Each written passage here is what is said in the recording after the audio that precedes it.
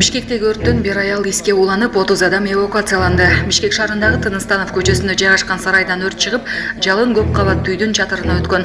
УКМ үйдөн эске уланган аялды алып чыгып, 30 жаранды эвакуациялады. Учурда толук өчүрүү иштери жүргүзүлүүдө. Булак ЖТВ KG. Жана башка жаңылыктар түрмөгү видеого лайк басып, Манас ТВ каналга катталып, акыркы жаңылыктардан кабардар болуп туруңуз. Нокен районунун жашоочулары селден кийинки окуялар менен бөлүшүүдө.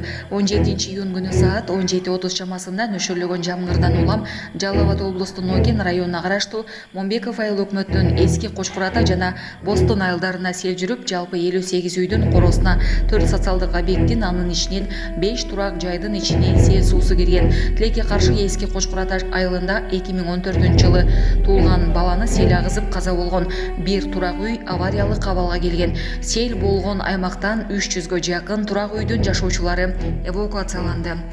Тартылган күч каражаттардын жардамында 17-июнь күнү саат 23:30 Бишкек Ош-Уна жолу толук тазаланып, эки тараптуу ачылган. Сел суусу кирген 5 турак үйдүн иши сел калдыктарынан толук тазаланган.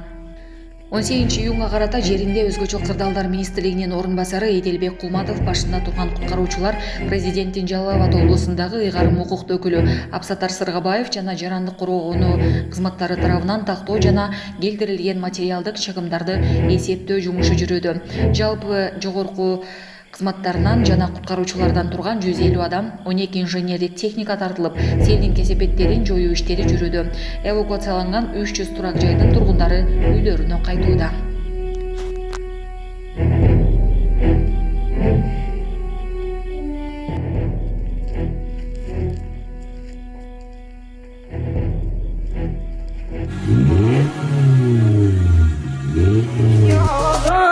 Ассалому алейкум. Москвада иштеп, эмгектенип жүргөн туугандар. Биз Казакстан, Москва кирди чыкты кызматтабыз. Бизде көбүнчө Toyota Alphard үлгүсүндөгү кенен жолго ыңгайлуу унаалар. Жолдо документтериңиз туура эмес болсо, акысыз жасап беребиз. Жашоо шартка байланыштуу акчаңыз болбой калып, кирип чыга албай жүрсөңүз, ал жагында жардам беребиз. +7 996 594 15 71. Курманбек мырза жооп берет. Бишкекте белгисиз кишилер аялдаманын айнектерин сындырып кетишти. Бишкектин борбордук көчөлөрүнүн биринде жайгашкан аялдаманын айнектерин белгисиз жарандар сындырып кетишкен. Бул окуянын видеосун соцтүйүнүн колдонуучулары тараткан.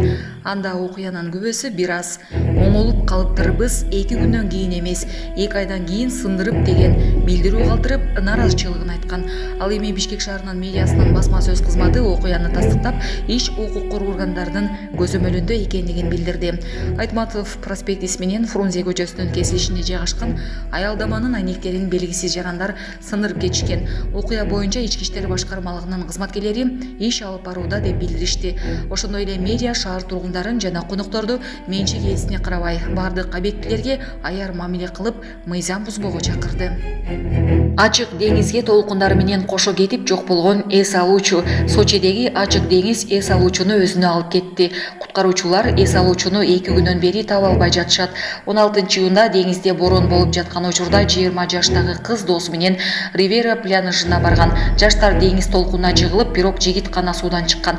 Куткаруучулар жоголгон эс алуучу кызды 2 күндөн бери Ривера пляжынан Мамайка Кечи районуна чейин издеп, бирок азырынча майнап чыга элек.